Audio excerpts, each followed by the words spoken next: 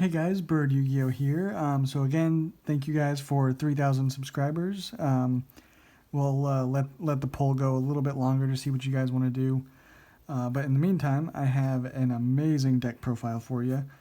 This is actually a pure Dogmatika deck, or as pure as I like to play it. There's no other engines. The only engine in it is a Dogmatika's, but there's some other obviously powerful cards in here, especially ones that allow the deck to go first as well as easily go second. So let's get right into it. Starting off with, and most of these have actually had reprints as well, so they're not as expensive as they once were. One of those is Ecclesia. It's going to be basically your best starter monster as far as the Dogmatikas go. You can special summon it if there's a monster from the extra deck on the field. You can just special summon this for free, and if it's normal or special summoned, you can add a Dogmatika card from your deck to your hand. So this card is really good to open up with and special summon off of a lot of different effects. So very, very important card.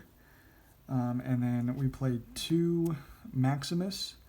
Now this one is going to be, it's one of your best going second cards, because you can just banish and basically an extra deck monster from your graveyard to special summon this. So usually at that point, when you're going second or whatever, you'll probably have an extra deck monster in the grave a number of different ways. But this one allows you to send 2 monsters with different names from your extra deck. So that can allow you to search, it can allow you to pop, it can protect your back row. A lot of really cool effects off of that. Then makes your opponent send 2 monsters as well. Very good card. And then we played 2 Fleur de Lis. This is your main way of getting damage on the board and just getting a higher attack monster. Both of these just have 1,500. Again, this one is just special summoned if you have a monster from the extra deck or if there's a monster from the extra deck on the field. And it's a quick effect for this one, so it can be special summoned on your opponent's turn, and then if you control a Dogmatika monster, you can negate the effects of one face-up monster on the field. So say you have an Ecclesia on the field, and then on your opponent's turn, you can special summon this, and then target a monster and negate its effects. So that is pretty cool. And then it also, all of your Dogmatika monsters gain 500 attack when they declare an attack, so that is nice as well. And then the last of the Dogmatika monsters is just one Aiden. It's okay, it's not the greatest, that's why we just play one of it, but it's nice to have because if this card on the field is destroyed by battle or card effect, it allows you to special summon a Dogmatika monster from your deck. So that'll come up every now and then. It can't be destroyed by battle with a monster special summon from the extra deck. And then it's also, you can just special summon it if there's a monster from the extra deck on the field. So it allows you to go into potential Xyz plays or Link plays by having any number of these on the field.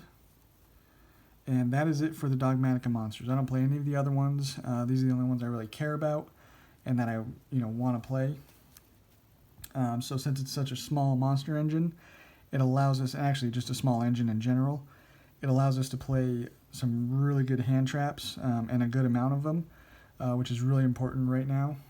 So to play 3 Effect Veiler, 3 Ash Blossom, and 2 Ghost Spell. That's all the monster type ones. We also actually play Infinite Impermanence, which obviously is a trap, but also acts as a hand trap if you have no cards on the field, or control no cards. But yeah, that's it for the monsters that we're playing. And again, just a nice combination of cards that allow you to go first and second. And then we play probably the best, maybe even the best card in this deck, Nadir Servant. It's good going first, really good going second. It's just an amazing card all around. It allows you to send a monster from your extra deck to the graveyard. So you have a number of really good targets. Entis to pop a card, Usually going second, and then going first, you can send Titanclad, and you'll be able to special summon or search a Dogmatika. So you just have, or heck, even send Cambroster to protect your back row. So this card is really good. It allows you to add a Dogmatika monster. Very, very good. It does restrict you, so you cannot special summon from the extra deck for the rest of the turn.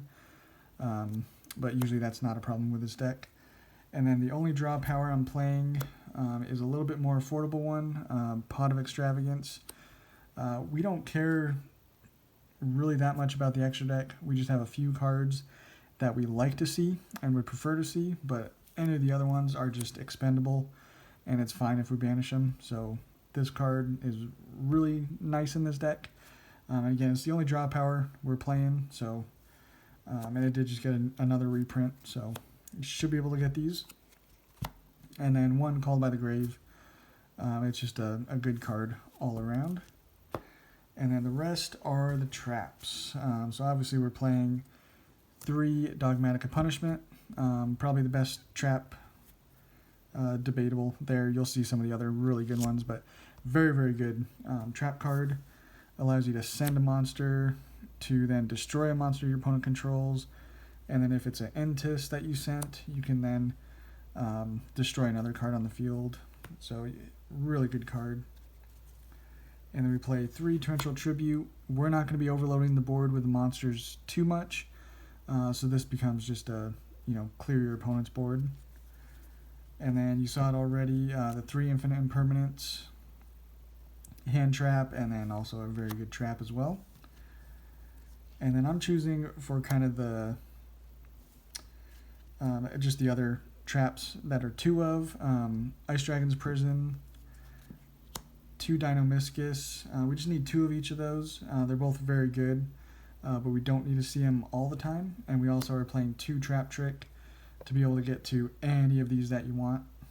And then the final 2 traps, they could be like a Floodgate if you want, Rivalry, Goes and Match, anything like that. But I chose to just play some really powerful ones. Let me move this up a little bit. In Skill Drain and Imperial Order. Generally, if you have these and it's not really affecting you too much, which it usually doesn't, you're usually going to just win with either one of these. They're that good. So that's why I went with those. That's the main deck. Stuck with 40. And then the extra, we're playing 3 Entis. Again, we're playing Extravagance. Generally, you probably wouldn't need more than 2, but we want to be able to have at least 1 to be able to get that pop effect off. And then 2 Titanclad. This probably should be at 3, but it's been playing fine with just 2. Again, for the reason of Extravagance.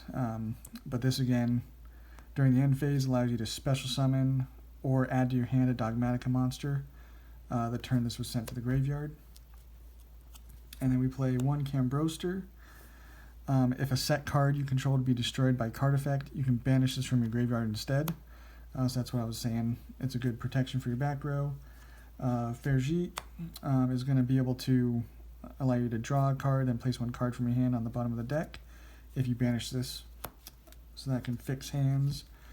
And then Wind Pegasus. So this allows you, when this is in the graveyard, if a card you control is destroyed by battle or card effect, you can banish this and then target a card your opponent controls and shuffle it into the deck.